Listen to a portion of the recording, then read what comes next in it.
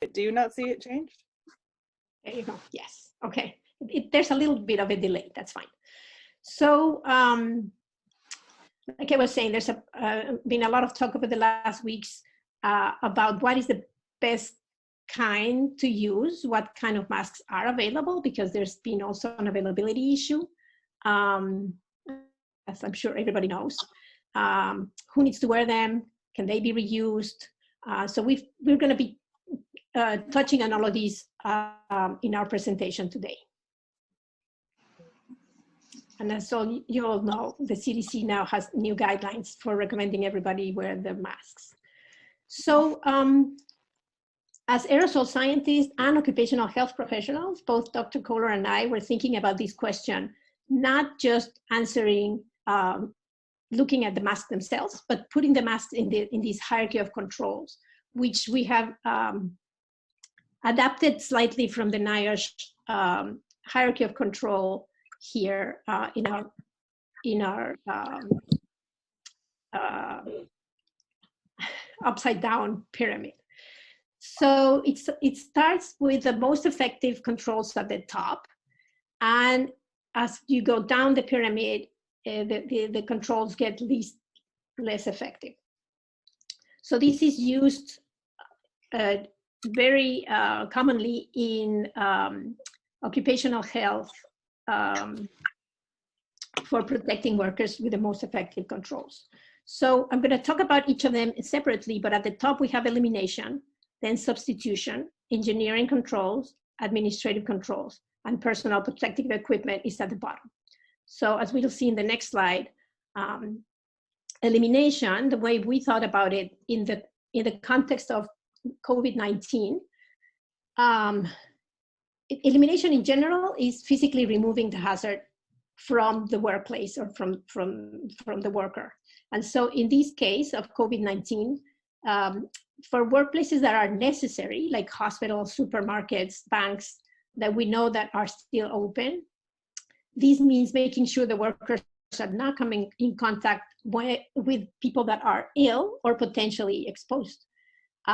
So by eliminating to the best of our ability the means of transmission among workers, we thought that physically removing people from the workplace would be equivalent to elimination.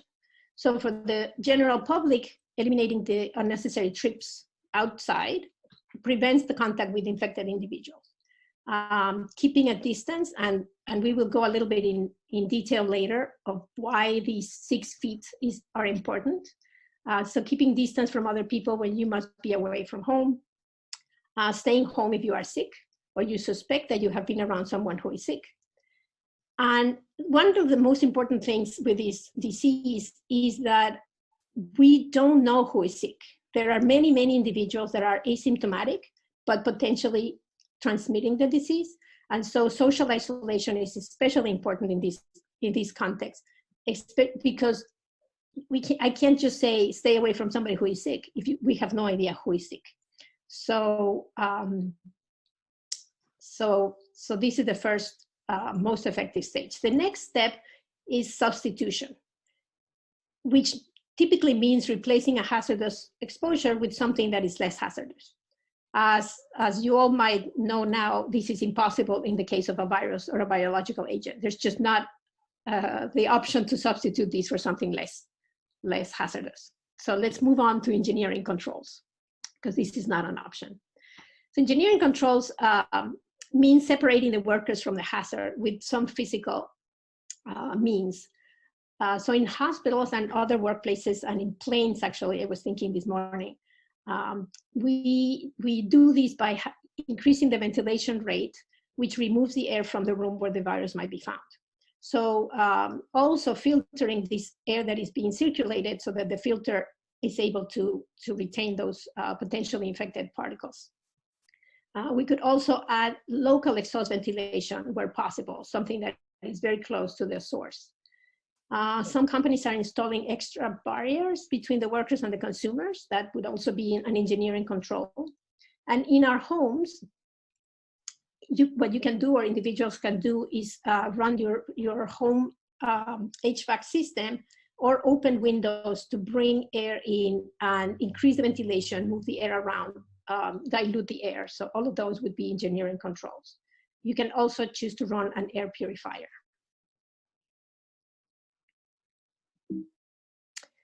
So administrative controls, I have here separated in two different slides. First, we're going to talk about workplaces, but in general, administrative controls means changing the way work is performed.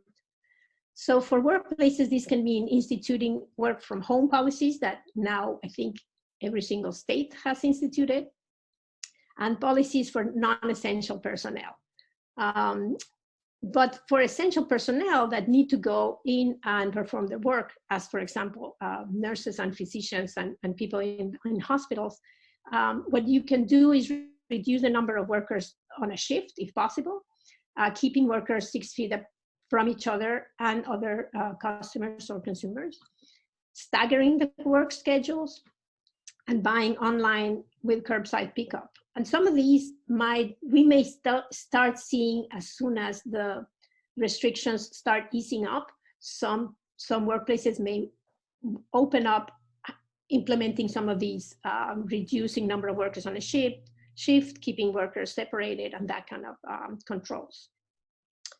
So in our homes, which is the next slide, for individuals, some examples to implement could be enforce home hand washing rules, like be more strict than ever about this.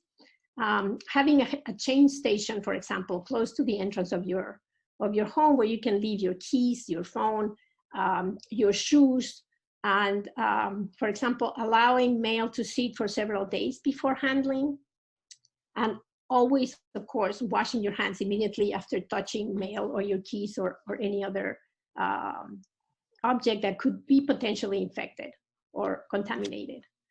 Disinfecting the outside of grocery containers is, I think, already being implemented by many people. Placing reusable grocery bags away for several days or wash them immediately.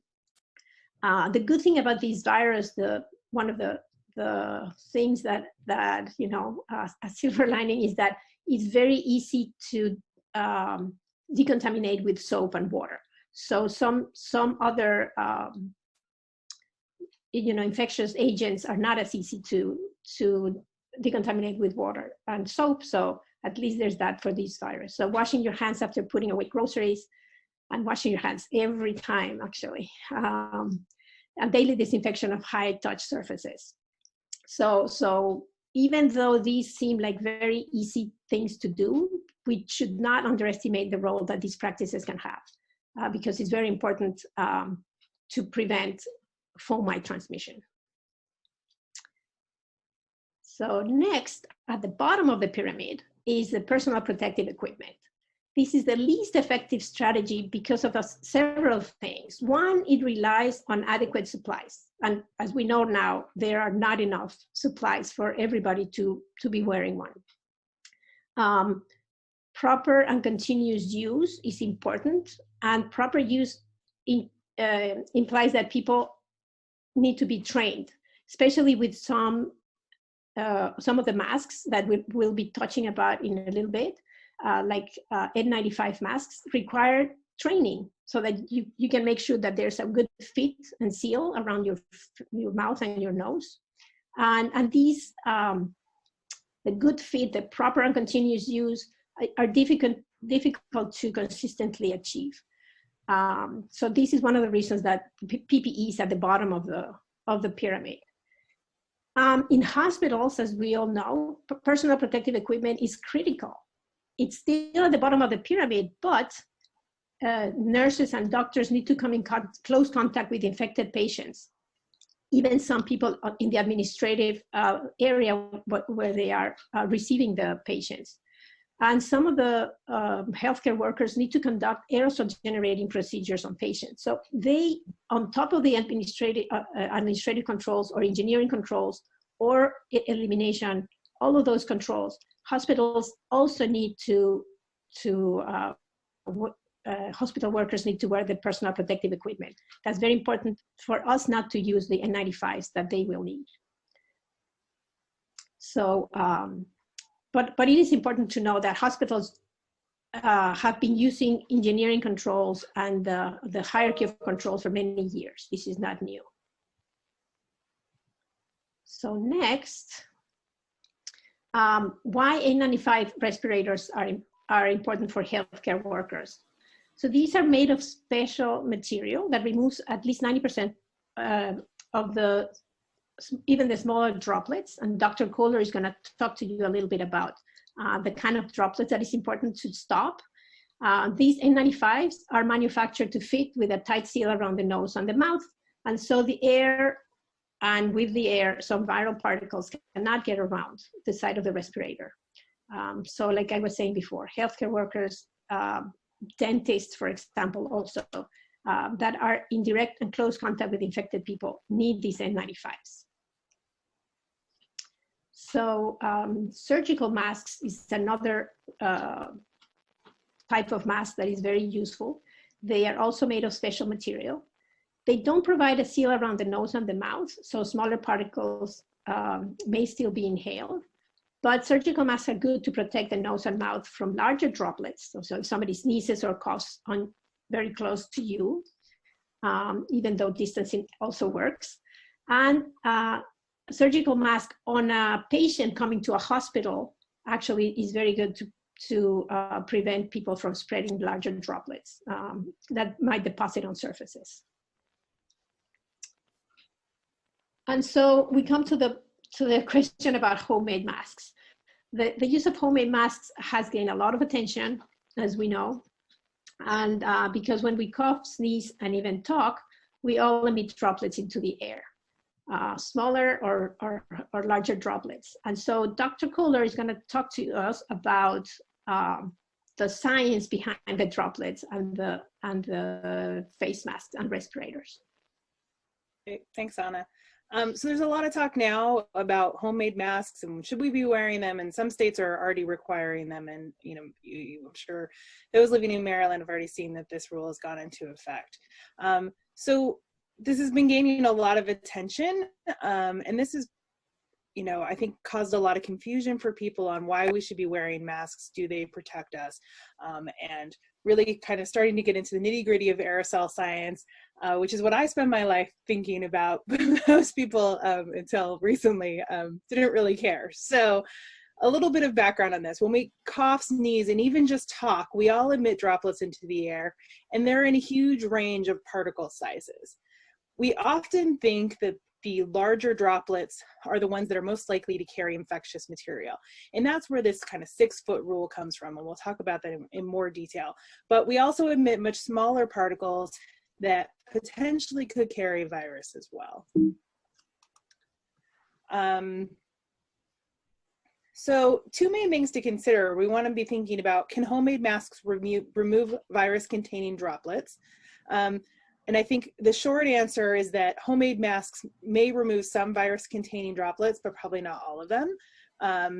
And using homemade masks will still expose people to some risk. So what I try to think about is think about wearing a mask as though you were wearing it to protect others, not specifically to protect yourself. Because when you're thinking about protecting yourself, you want to be thinking in the hierarchy of controls of PPE being that last line of defense, and that you should really be focusing your efforts on things that are more effective. And then we also want to think about whether homemade masks can be used correctly. We're not going to be able to provide training to people. And so we want to make sure, none of these homemade masks are going to provide a real seal around the face anyway, but making sure that people are handling potentially contaminated masks carefully so that they're not increasing their risk of exposure once they return home with them. So what I have been trying to talk about is that we should be thinking about having these masks once we've returned back home, is that these are surfaces that now could carry the virus. And so you don't want to leave them sitting around. You want to take them immediately to your laundry if you can, or at least put them in a paper bag out of the way so that nobody is touching them once you return home. So in this way, by thinking about masks as protecting others more so than protecting ourselves, we can avoid giving ourselves a false sense of security when we go out, and still only limiting those trips to the absolute necessities. So first we want to talk a little bit more about what happens when people are wearing masks and what size particles they emit. So airborne particles actually come in about 5 orders of magnitude in difference in particle sizes. And it's kind of like hard to even think about that because all of them are very small. The largest ones we think about are about 100 micrometers, and that's about the size of fine sand. So that's kind of the smallest things you can really think about. It's about the diameter of a typical human hair, is about 100 microns. So from there, particles get much, much smaller. And really, there's very few fields that you think about 5 orders of magnitude in size of anything. So getting down into 10 or 20 microns are things like pollen, bacteria are in the kind of 1 to 5 micron size. And then smaller particles of 0.1 microns are things like cigarette smoke, and that's about the size of the virus by itself. And soot particles that are the individual soot particles within, say, a smoke particle are even smaller than that. So one thing to remember, though, when we're talking about airborne particles is that even though the virus might be between 100 and 550 nanometers, or 0.1 to 0.15 micrometers, that it could potentially be contained in particles much larger than that. So these really smallest ones, we don't need to worry about for COVID infection because they're too small to carry the particles anyway. But for anything larger than that, including to much larger particle sizes, they could potentially carry the virus. So what size particles we have is actually really highly varied. And thinking about this is a little bit complicated because we measure particle size distribution in 2 different ways. So particle size distribution plots like this one show the particle diameter, typically on a log scale here. This is showing 4 orders of magnitude in particle sizes. And against some representation of concentration on the y-axis. And there are 2 really common ways to show this. On the left-hand side, I have particle count. So this is the number of particles per volume of air for each particle size. And you can see that the peak is at about maybe 0.2 micrometers, and then tails off pretty rapidly to where there are a very small number of counts for particles larger than about 1 micron. So this is one way to think about the particle size distribution. But the other way to think about it is in terms of volume or mass, right? And we have to go back to like your basic geometry class from high school and remember that the volume of a sphere is proportional to the diameter of that particle cubed. So when we transform from a number distribution to a volume distribution, those big particles are so much more massive than the small particles that they start to actually dominate the size distribution. So in the figure on the right here is the exact same data, but just shown in a different way. We have the same particle sizes on the x-axis, but on the y-axis, we're showing the volume of the droplets. So now those really small particles that had a really large number of them contribute almost negligibly to the volume.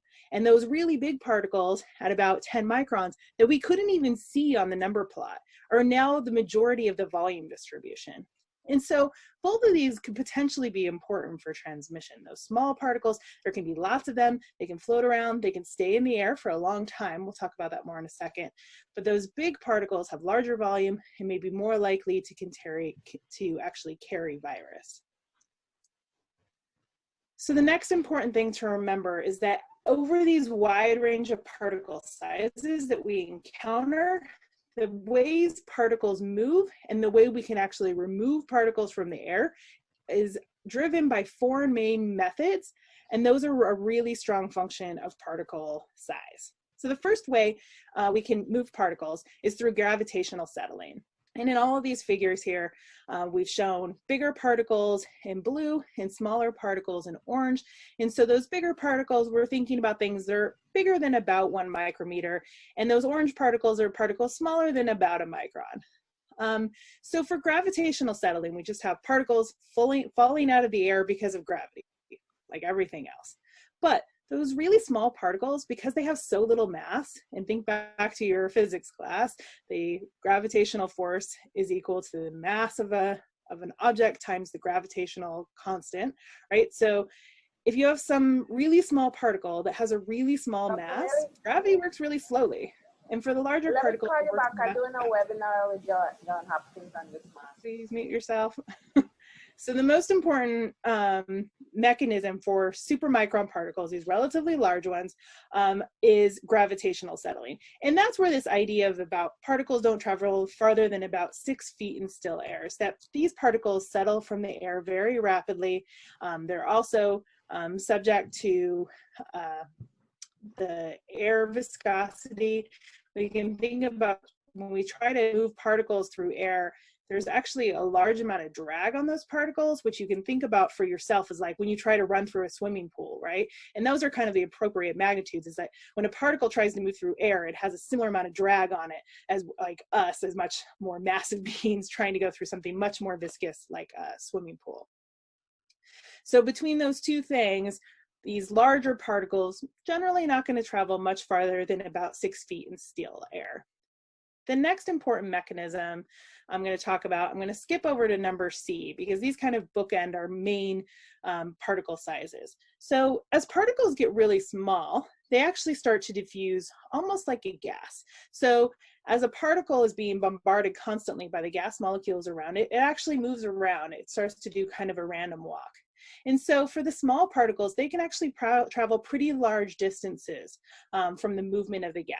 And not even thinking about this as like wind, but just remember back to some chemistry class of like the beaker of air and all of the molecules bouncing around constantly, right? So that's constantly happening. And those molecules from the air are hitting all of these particles, just like us, and actually moves those particles. So a small orange particle can actually take a pretty long distance.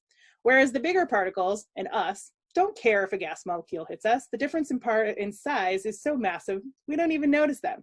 And so these larger blue particles are barely going to move from diffusion. So diffusion is really most important for kind of nano-sized particles. So those are our two extremes. And then in the middle, what we find is that for particles that are about 0.1 to 0.5 microns, that neither of those two mechanisms are very effective. Gravity doesn't really work on them because they don't have enough mass, but they're big enough that the diffusion doesn't really work on them either. And so in still air, those particles can hang out for hours because they really have nowhere to go. And we often call them in atmospheric sciences accumulation mode particles, meaning they accumulate in the atmosphere because there's not a good way to remove them. However, in the case of moving air, they actually are subject to what we call impaction, which a simple explanation for this is thinking about driving in a snowstorm. Those small aerosol or small snowflakes will travel over the top of your windshield, right? And those bigger snowflakes actually impact on your windshield and you have to turn on your windshield wipers. So the same thing happens when particles are traveling through the cloth of a mask, is that by breathing, you're pulling air through the cloth. And those small particles are actually able to follow the airflow and kind of just move around the fibers in the material, whereas the big particles can't really do that, and so they get stuck. And so impaction ends up being the most important way to remove these kind of in-between size particles, but even that can be relatively challenging for materials that are not specifically designed to catch particles, things like just cloth. The other thing that happens is interception, which just says that if a particle gets close to something, it generally sticks. This is true just in practice, that both big particles and small particles, if they happen to move either from an air current or from diffusion or from gravity, if they touch something, they stick and they're removed from the air. So when we think about filters, filters actually take advantage of all of these different types of mechanisms of motion to be able to remove a wide range of particle sizes. So again, on the x-axis here, we have particle diameter spanning over 4 orders of magnitude in size, and the collection efficiency of this is just for a not particularly efficient filter operating at some conditions shown in the caption. So what we find is that for the big particles, they're really removed by gravitational settling. For the small particles, they're really moved by diffusion. For the in-between size particles, impaction becomes important. And so, so when you put them all together, you can end up with a filter that's good at removing almost all the particles. And things like HEPA filters remove 99.9% of particles of all sizes. But the important thing to note here is that there's this minima. And this minima actually doesn't occur at the smallest particle sizes. It occurs at about 0.2 to 0.3 microns, depending on the filter. And so it's at this size that we really want to test masks and other filtration media to make sure that this is being adequately protective. So these are the size of particles that are basically just big enough that they potentially carry a virus, but are the most difficult to remove from the air. So when we're thinking about trying to wear cloth masks, we find that there's some differences between different types of material, and it depends on how fast you're breathing, but that none of these materials remove particles very well. So this is the article that we shared with everybody who received the email. But it's showing that for a polydispersed aerosol, polydispersed meaning an aerosol that contains lots of different particle sizes, that when they test with an N95, you can see removes 95% of the particles. You can barely even see the bar there. But whether you're using different brands of sweatshirts or t-shirts or scarves or towels, you're only removing maybe 60 to 80% of the particles. And so this is really a challenge because it's those particles on the figure on the right, showing that it's those particles that are between, you know, a couple hundred nanometers that are really difficult to remove. And so even though some materials they found actually did a pretty good job of removing really teeny tiny particles, those particles are so small they probably don't contain any virus anyway and are not super important for our purposes today. But you get to where about 70 to 80 to 90% of the particles of those difficult to remove sizes are still going to make it through any of these types of materials. So we summarize this online in this figure here, showing that this is giving you kind of a sense in the first column here of the relative sizes of these particles. So for the smallest particles, you know, it's just barely visible on this plot, into a 0.3 micron particle. These are the most difficult to remove. A 10 micron particle, now you're just seeing the edge of this particle, and a 100 micron particle, we're really only seeing a teeny tiny sliver of this particle because it's so massive in comparison. So it's really important to think like these are just huge ranges in particle sizes, even though all of them are tiny. So for those biggest ones, we're talking about 100 microns, that's 0.004 inches for those of us who don't really think about life in micrometers. These particles are generated through coughing and sneezing. Potentially, they're kind of the biggest particles that we expect to find in any cough or any sneeze. And they generally can't travel very far, maybe about 6 feet before they're going to settle to the ground within really just several seconds. So homemade masks are potentially efficient at removing particles of this size, but staying away from people is also efficient way to prevent transmission of particles of this size. At about 10 microns, gravity is still the most effective way to remove these particles. They're still not going to travel very long distances. They only stay in the air for maybe up to 10 minutes.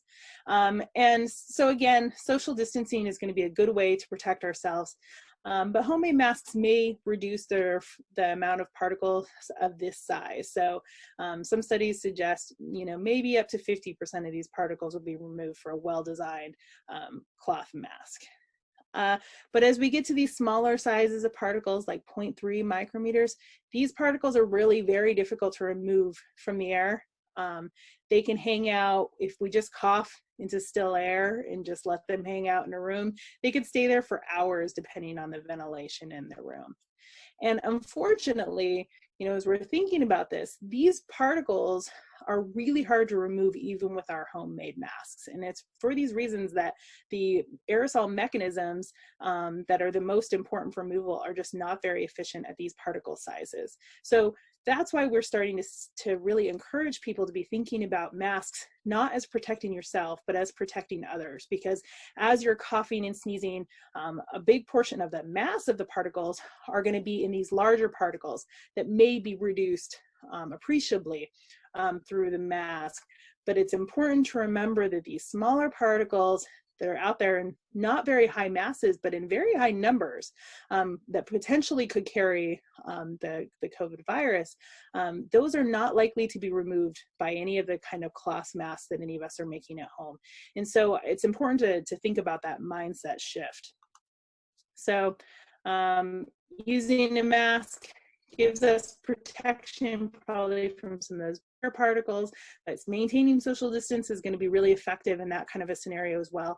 What we still need more research on is how many of those particles that are in the kind of 0.2 to 0.5 micron range, how many of them are out there? Does it vary if other people are sick or asymptomatic? How many of them are likely to carry particles? How long do they stay viable in the air? And how much virus do you need to inhale to actually become sick? And these are things that people are working on, but we don't have really great answers to at this point. And so I think as we're wearing these cloth masks, we should remember that we're wearing them to protect other people, but also to remember to use good practices to protect ourselves. So when we're doing this, you want to wash your hands with soap and water before you put on your mask, because you're going to have to touch your face. If your mask has ties, secure the bottom ties first with a bow around the nape of your neck, and then use the upper ties to pull it up over your face and secure it around your head. Wash your hands every time you touch your mask during the day. Yes, every time. So we should really be thinking about, if you're wearing this and you're breathing through it, you're going to be pulling particles through the mask. And even if we're only removing half of them, do I think that necessarily protects you from getting sick? We don't know yet, but it potentially means that there is a virus on the outside of the mask. And if you were symptomatic, potentially on the inside of the mask as well. So, be washing your hands when you use it. Wash your hands after you remove it. And then also put the mask either directly into the laundry if you can, or put it somewhere isolated until it could be washed. For people who don't have good access to laundry facilities on a regular basis, another approach would be to put the mask into something like a paper bag, a breathable bag, and put it someplace warm. There's a very recent article that just came out in the past week that says that virus lives on cloth for only maybe up to 48 hours. So if you could just leave the mask there for a couple days, longer if you can would be better, and let that virus inactivate so that when you have to touch it again, it's not likely to still be infectious to you. And so by doing that, we can ensure that we're wearing an uninfected mask each time, either by washing it just in your regular laundry facilities with regular laundry soap will be sufficient, or putting it into an isolated place where it can have the benefit of time to remove the infectious nature of the virus. And then for those of you who are in the healthcare industry, because of the shortage of N95 respirators and other types of PPE, there's been a lot of interest around decontamination methods to disinfect masks and allow for their reuse. The effective ones that we've seen so far is heat treatment, where you want to heat the masks not in something like a autoclave, because that's too hot and it's really damaging to the mask material. But if you just get it up to about 70 C for 30 minutes, that would be sufficient to kill the virus without actually damaging the mask material. UVC radiation has also been shown. If you go to our online article, you can see some references for the ways to use the UVC radiation. There's also a treatment with hydrogen peroxide gas, and this is starting to be rolled out around the country. And then for masks, we could also rely on the benefit of time. That same study that showed that the virus lived on cloth for a couple days showed that it potentially could live on N95 masks for up to 7 days. So we'd want to wait longer, especially if we're thinking about a healthcare setting where we want to be really careful about this. And so we'd want to give people access to a large number of masks and have them wait at least a week before the masks were reused. And the other important piece about the mask reuse is that because these N95s have to be sealed to your face, they start to conform to your face. And so these really should be person specific. So as the PPE is collected at the end of a shift, for example, it should be labeled with who that mask belongs to, decontaminated using one of these methods, and given back to that same person to be fit tested again, but to make sure that that mask is going to really provide the right seal around somebody's face and provide really that 95% protection that's needed for these workers. That's all the material we had presented. Anna, did you have anything to add on what I said, or we can open it up to questions? Anna, you're muted. Anna, are you muted? Anna, I think you have to unmute yourself. Sure. Well, there's a couple of questions already on the Zoom chat. So the first was if there's specific materials which are recommended, which you touched a little bit about it, but also on that same note, if doubling or tripling the material. And I can quickly ask the other part of that question, is cold water enough? Yes, cold water is enough because soap is what's going to kill the virus. So as long as you're putting soap in your cold water and wash, that should be enough. Mm-hmm. And for the materials, I mean, you can see there's some differences here between a towel and a t-shirt and, but I think doubling up is likely to be a good approach. The other thing is when we're doing these trade-offs, like one study found that tea towels were particularly good, but if you try to hold a tea towel to your face, it's really hard to breathe through. So you have to balance this between having something that's going to be reasonably effective at removing particles, but that you can actually still breathe through so that you can actually wear it for an hour or something that is going to take you to go run your errand. So, there's kind of a trade-off here. I made some for myself. I haven't tested them in the lab or anything yet, but I used 2 layers of a pretty tightly woven cotton material that'll be easy to wash. That's been my approach. And I also have seen some people are making a little pouch on their masks so that they can put a filter, like a coffee filter in the middle. And the same caution, you have to make sure that you can breathe through it, right? Because if you can't breathe through it easily, then the particles are going to take the path of the least resistance. So if you can't breathe through the mask, the particles are going to go around because the particles are going to follow the airstream to your nose. And if you have put so much resistance in the front, they're going to go through the side. So Kirsten said, there's a trade-off between how many layers you put and how much resistance, which is why it's so good for the N95s. They are good filtering. They offer good filtering, but good breathability. It's not easy. There's a lot of science behind those. So there's a couple of other. A question about ironing as a disinfectant method for masks. I'm not actually sure what temperature irons get to, and you have to maintain the heat for a pretty high amount of time, for 30 minutes to make sure. So I don't think you'd want to iron for that long. So I'd still probably just recommend washing as just being the most straightforward, easy way to do it. If you don't have access to the laundry facilities, having a couple masks so you can swap them out and make sure you're letting masks sit for at least 2 days before you reuse them is probably a better strategy.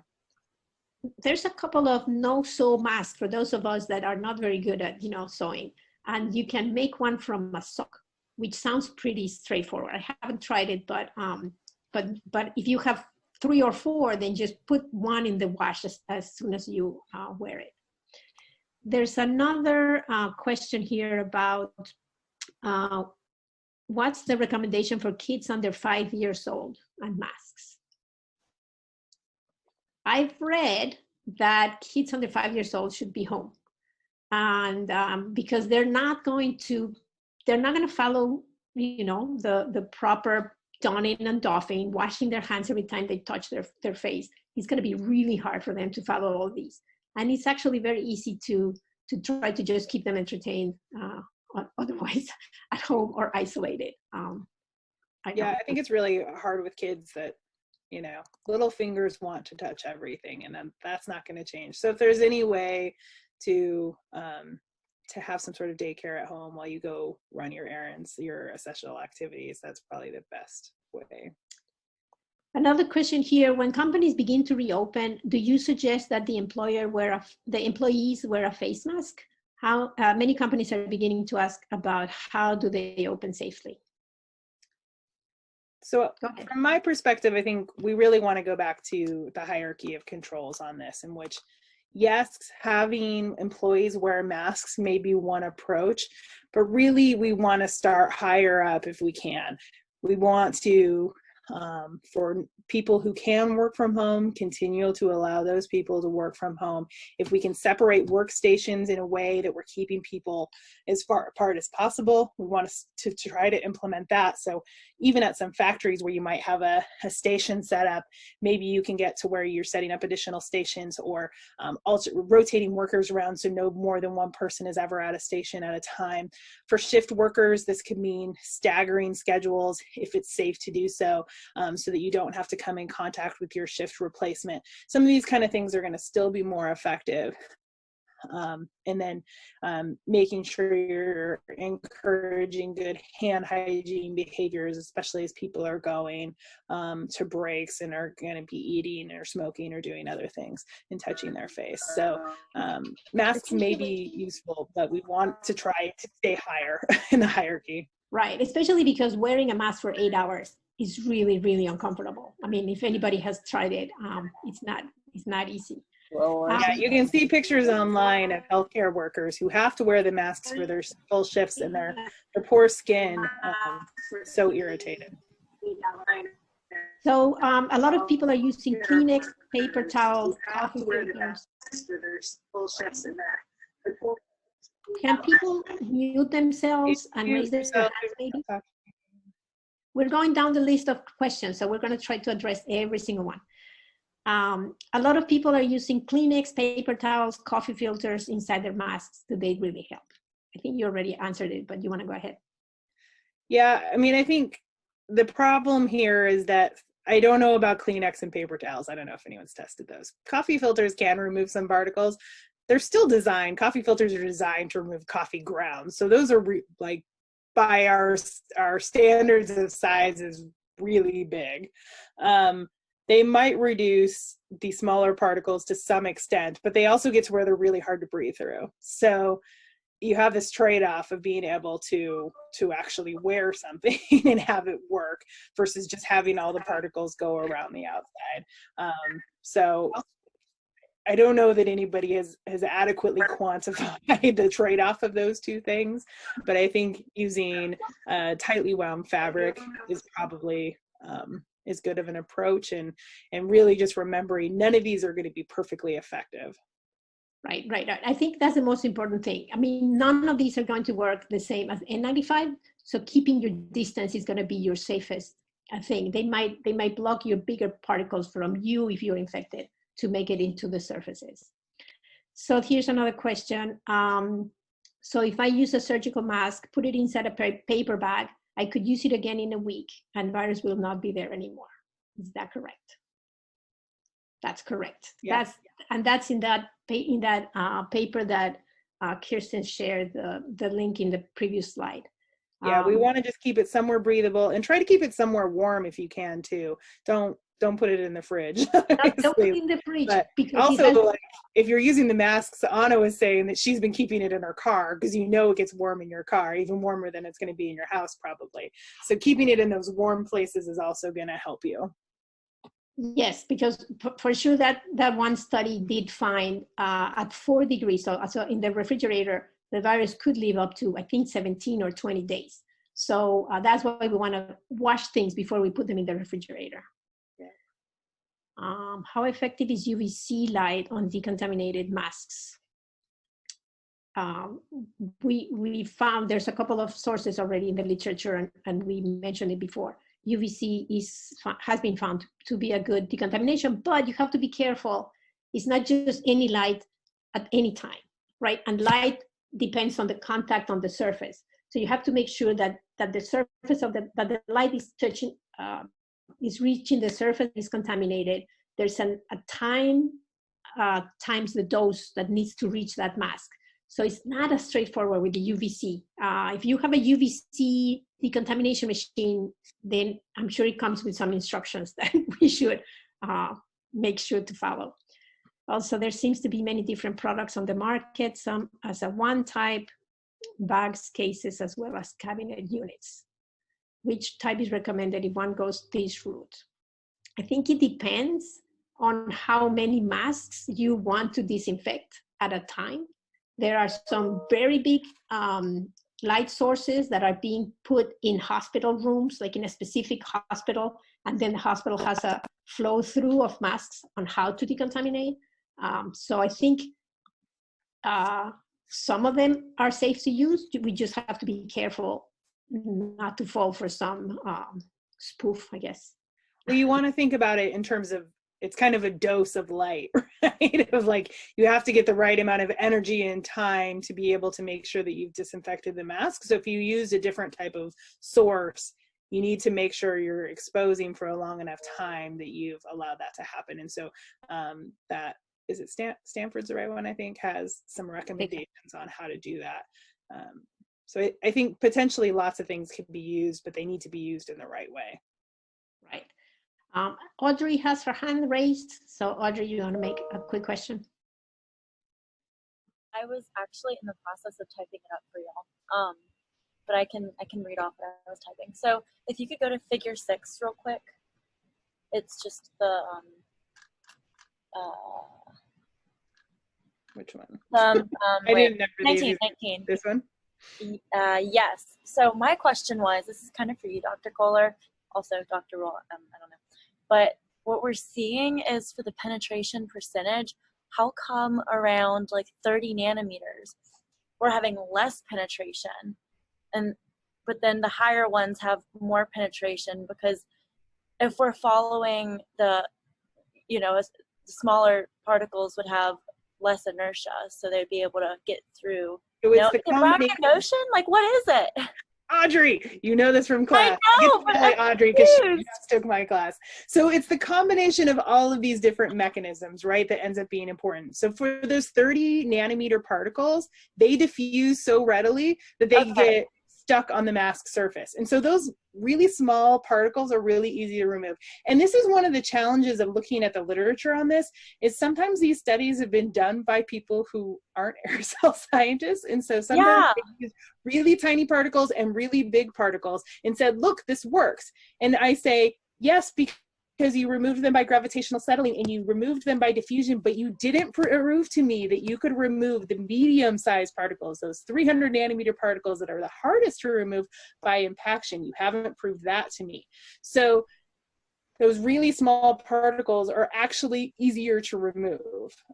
Just from general diffusion. They also aren't big enough to carry SARS-CoV-2 anyway, but they're not the hardest to remove. So it's kind of a trick of aerosol science, is that you would like to think, oh, the smallest particles have to be the hardest to remove, but that's actually not the case. It's the middle-sized particles that are the hardest to remove. I've seen that in so many studies, and I was wondering what that was about, so thank you. Yeah. So Rebecca has a good question about moisture. Oh, wait, Aisha had a question too, and actually I'd probably want Aisha to just answer the question. Aisha asked whether children under 2 should wear masks due to the risk of suffocation. Aisha, is that a question or a I would probably refer to you. Oh no, I didn't ask. I was responding to the question you were responding. Okay. I posed before. So the official recommendation is that children under 2 should not wear masks because of the risk of suffocation. So that's from the CDC, and that's also on the American Academy of Pediatrics website. So about moisture is how moisture changes efficiency of the mask. Has there been any estimations on how long you have with normal breathing before you should change masks? I think what I have read, and I'll let Kirsten pitch in later, but what I have read from the original CDC recommendations is that this is one of the reasons they don't recommend you reusing the masks. However, given the short supply, you have to be your own, you can only tell yourself. So you have to make sure that you can still have a good seal around the face for your mask. And then if it feels uncomfortable for you, I think that's a good indication that mask should at least rest and get dry in the meantime. So hopefully you have access to at least 7 masks so that you can use one and then put it in to rest for 7 days and use the next one. And that could help. I mean, ideally, also, for most of us, we're not going out every single day. No, this is for healthcare workers, I think. For healthcare workers, yeah. Yeah. So, are we allowed to talk for our questions, or you prefer chat? Oh, okay. Nicolas Esteves Quiroz, do you want to ask the question? Hi, Anna. This is Leslie. Thank you and Kirsten for your wonderful and timely presentation. So that's my son connecting to online schooling. My question was, so there has been some talk or news articles on, talking about proper fit, especially on like healthcare workers. Like they show pictures of healthcare workers protesting, making the point to wear these masks, but they're crisscrossing the elastic bandages. Could you comment as to whether this is appropriate or not? Because there has been some talk that this is not appropriate and you should just wear it like around your ear, how it goes, rather than crisscrossing the bandages. I don't know if I'm explaining it. About for surgical masks or N95s? Both. I think both. Maybe both, because I've seen both worn this way. Yeah. I think healthcare workers, and I think Aisha, we have a couple of nurses and physicians around if they want to pitch in, but you typically, the lower one, you cross to the top. So you do this crisscross to make a better seal and make sure that you're not sagging on the bottom part. So if you pull the bottom up higher than the top, I think you get a better, the mask is less likely to drop from your face. I don't know if there's any physicians that want to pitch in. For the people who've been doing fit testing, I mean, I think for the N95s, the most important thing is that you're getting daily fit testing. And for the surgical masks, you just want it to be snug. I know that wearing things behind your ears gets to be really uncomfortable over time. So I have also seen where they're using surgical masks like over a ponytail holder or something, at least for people with longer hair. And I understand that, wearing a tight elastic behind your ears for hours and hours gets to be really painful. So is a mask recommended or necessary when walking outside into the open air, for instance, in the front yard, backyard, or through a trail in the woods? I would say no, but Kirsten, do you have any insights? I think no. There's been a lot over just the last couple of days, I think, of like, oh, these particles can go 25 feet. Yes, the challenge is with these really small particles that they can travel long distances. The problem is your mask isn't very effective against those particles anyway. So you could wear the mask, but I think still, even when you're out for a walk, your best guidance is still just to keep your distance from people to the best of your ability. For those of us who live in Baltimore City, it's not always perfect. I try to cross the street when I see people coming, but sometimes people pop around a corner and you couldn't anticipate them coming. So I just try to pop as far out of the sidewalk as one side, and most of the time people will go the other way. And then also if you're jogging, try not to be like drafting behind somebody. So try not to stay like right behind somebody for a long period of time, even if it requires just jog in place for a little while and let them get ahead of you and then keep going again. But also I would say try not to go on really highly trafficked paths, even if those are jogging paths of ones that you're going to be encountering people all the time. If you could, take a less traveled route, that's going to be a better approach. And I think, it's going to also be the problem of, as you're breathing more heavily, if you're exercising in particular, wearing a mask is going to be that much more challenging. Right. But I think like in your own car, in your own backyard, if there's not people around, you don't need really a mask. There has been some talk lately on proper fit. That was Leslie. There you go. Is washing a mask with hand soap or dishwashing detergent and allowing it to dry overnight acceptable? Which it depends what type of mask you're talking about. Is washing a mask with hand soap or dishwashing detergent and allowing it to dry overnight acceptable for fabric masks? Yeah.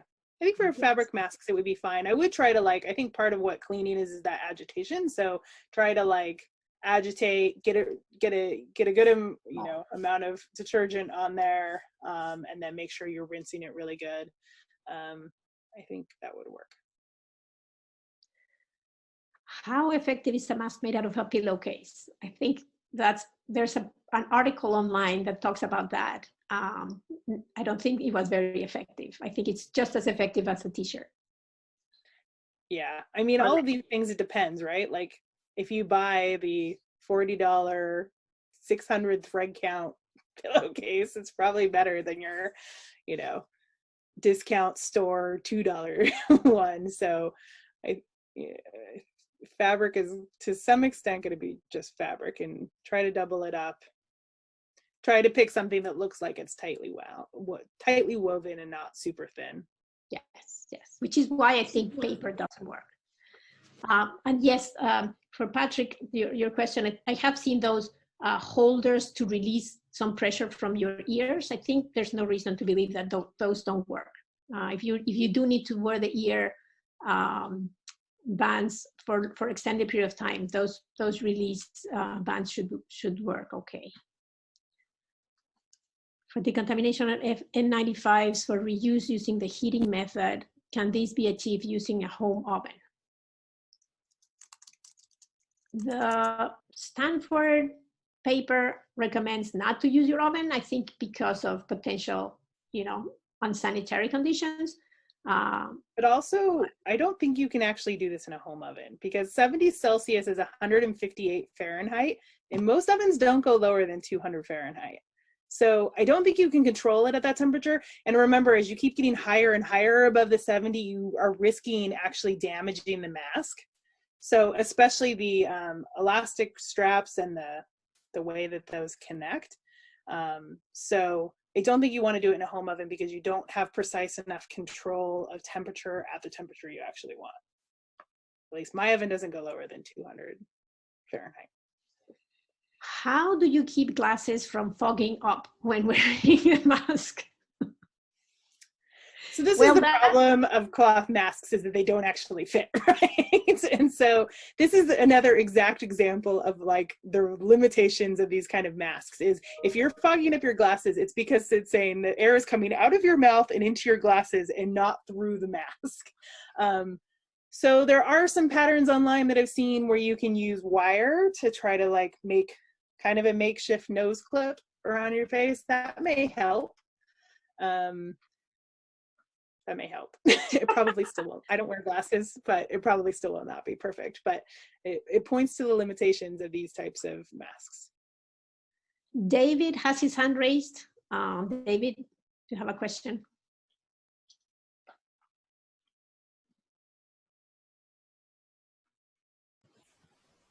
You muted, David. Maybe you need to unmute yourself.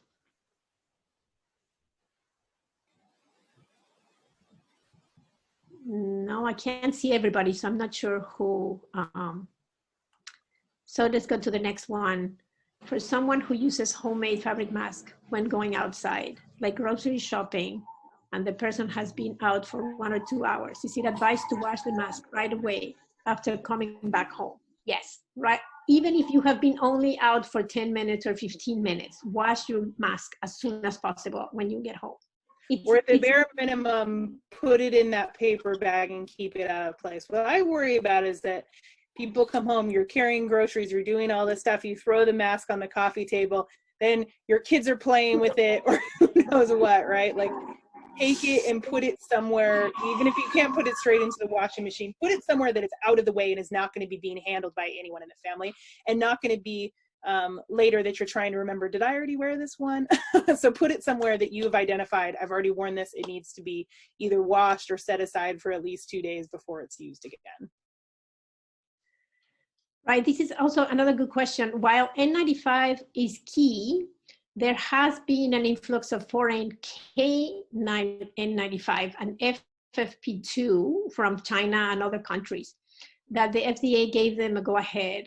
But they basically out of stock as well. I don't think they're keeping up. And there's also, there's a couple of labs that I know of that are actually testing these masks, because there was some concern from the Netherlands that some of the masks were not actually being as protective as N95, NIOSH certified N95s. So, but as far as I know, we still have a big backup. I don't know, Kirsten, if you have heard otherwise, but hospitals are still hurting for masks. Yeah, and I think there's ongoing testing of the KN95s as well. Yeah. Yeah, we about a dryer to get to that 70 degrees. Again, is the same thing. If you can actually measure that temperature with some certainty to make sure that that your dryer or your hair dryer is reaching those temperatures, we haven't been able to confirm actually that. On microwaving, I think it's the same way with microwave. Just the problem might be that you start decreasing the filtering efficiency of the mask. Well, for real, for cloth masks, I don't know. I mean, I just feel like using a washing machine or setting it aside. Those are things that we know work.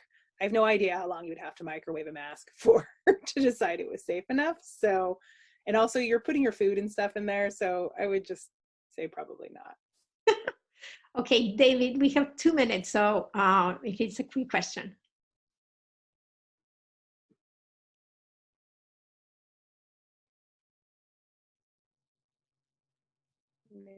Thrown out. Yeah. Can you repeat that? We heard you for a second. Okay, can you hear me now? Yes. Yep. How many times, let's say, how many times can you wear a surgical mask, not the other masks, a surgical mask, before you need to throw it out? So I would say you can wear it as many times as long as in between uses you are waiting a couple of days and you're putting it in a hot place inside a paper bag for it to breathe and for the virus to inactivate. As long as the mask is not soiled or otherwise decomposed, I've been reusing my surgical mask because I use it once a week when I go out to the groceries. So it's very, very little use. I don't know if you have higher use for that. No, I don't. Once a week. Yeah, so just leave it in your car or somewhere hanging where it's out of the way. As far as washing it. No, don't recommend a Ziploc bag, but I would actually recommend paper bags because you want it to be breathable. You want to allow the humidity to get off the masks and stuff, because the last thing we need to be doing is putting a really icky humid mask in a Ziploc bag and then growing who knows what other bacteria and other grossness in there. So I recommend using a paper bag so that you're allowing airflow and allowing the humidity to escape. Because remember, those droplets are not dry. They're coming from you, so they're actually encased in mucus or something like that. So, David, I would not put the surgical mask in the dishwasher, in the washer and dryer, because the material is not cloth. Yeah. And so I worry that it's not going to be helpful anymore.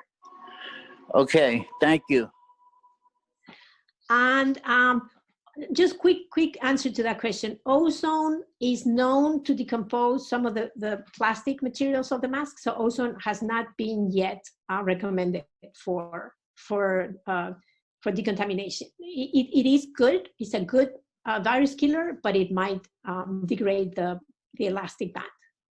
And also, even if you can figure out, that's for a hospital use. Even if you could figure out how to generate your own ozone is highly toxic to people too. So it's a really strong respiratory irritant. So you don't want to be using or trying to generate ozone in your home. Right. So that is it for our time. I want to thank everybody. Thank Kirsten. We will, I don't know if we can make this presentation available, but the recording for the presentation is going to be made available. And we'll try to figure out how to share slides. A couple of people have asked. We'd be happy to do that, but maybe we can link them to a website or something. We'll try to figure that out. But the main figure on the hierarchy of controls for people who want to share that is available on the ERC website. If you Google search putting masks in the hierarchy of controls, I think we come up as #1. Excuse me, can you say how to get continuing education for this? Mary Doyle is going to be the one to answer that question. Can you maybe email her? You post her address. Mary, do you have an answer on that? She just posted her email in the chat. mdoyle6 at Doyle6 Thanks everyone for joining. We ended up with a great group. Appreciate you all taking the time. Thank you both. You were great. Thanks.